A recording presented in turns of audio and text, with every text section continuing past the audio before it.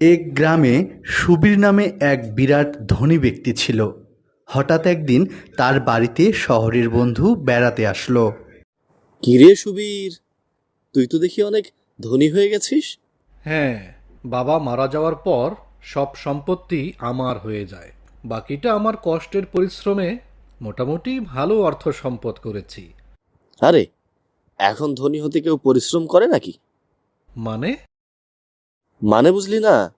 শোন, এখন অনলাইনে বাজি আর ক্যাসিনোতে টাকা লাগালেই সাথে সাথে টাকা অনেক গুণ হয়ে যায়। বলিস কি? হুম।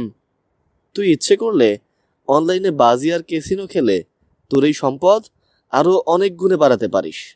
তাহলে তো মিছামিছি আর পরিশ্রম করা লাগবে না। আরে হ্যাঁ, এই তো কালকেই আমি 5 লাখ টাকার বাজি জিতলাম। বলিস কি? তাহলে তুই আমাকে এটা শিখিয়ে দিস তো। সুবীর তার বন্ধুর কথা শুনে টাকার লোভ সামলাতে না পেরে তার বন্ধুর কাছে সব কিছু শিখে নিল। আর অল্প কিছুদিনের মধ্যেই সুবীর অনলাইনে বাজি ও ক্যাসিনো খেলে তার সব অর্থ সম্পদ হেরে নিঃস্ব হয়ে গেল। হায় হায়, আমার শহুরে বন্ধুর বুদ্ধি শুনে এ আমি কি করলাম? আমার সব সম্পত্তি বাজি আর ক্যাসিনো খেলে হেরে এখন আমি পথের ফকির হয়ে গেলাম। আমার বেঁচে থাকার আর কোনো প্রয়োজন নেই। আমি আর আমার এই জীবন রাখবই না। ঠিক এমন সময় এক তান্ত্রিকের আগমন ঘটল। দাঁড়াও, এ কি করছিস তুই? আপনি কে বাবা?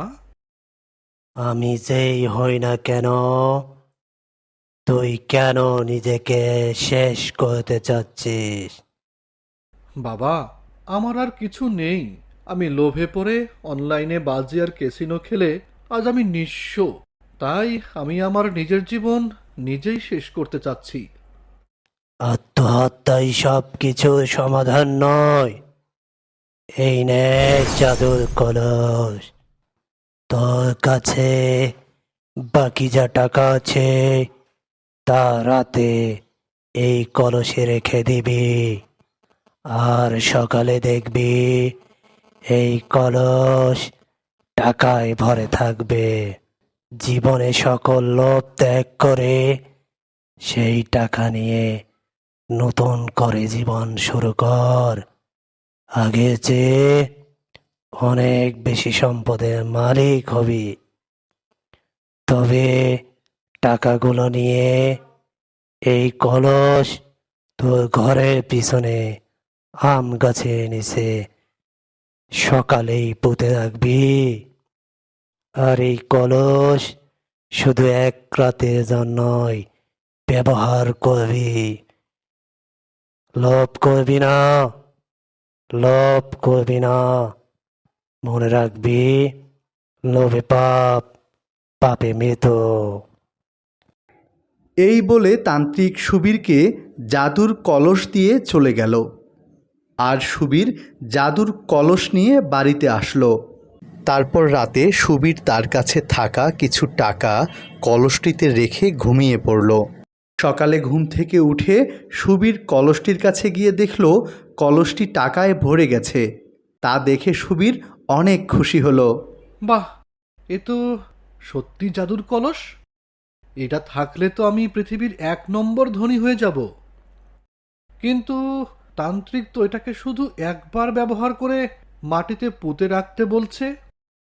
না, যতই বলুক, এই বোকামি করা যাবে না। আজকে রাতে আমি আমার কাছে থাকা স্বর্ণের আংটিটি রেখে পরীক্ষা করব। দেখব এ কলস কাজ করে কিনা।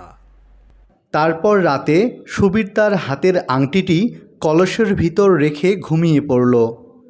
সকালে ঘুম থেকে উঠে দেখল পুরো কলস স্বর্ণে ভরে গেছে। আরে, এ কলস তো আজও কাজ করছে। তার মানে এ কলস কাজ করবে, আর আমি পৃথিবীর 1 নম্বর ধনী ব্যক্তি হতে যাচ্ছি। পরদিন সুবীর কলসটি খালি রেখেই ঘুমিয়ে পড়ল। রাতে কলসের মধ্যে একটি ইঁদুর ঢুকল।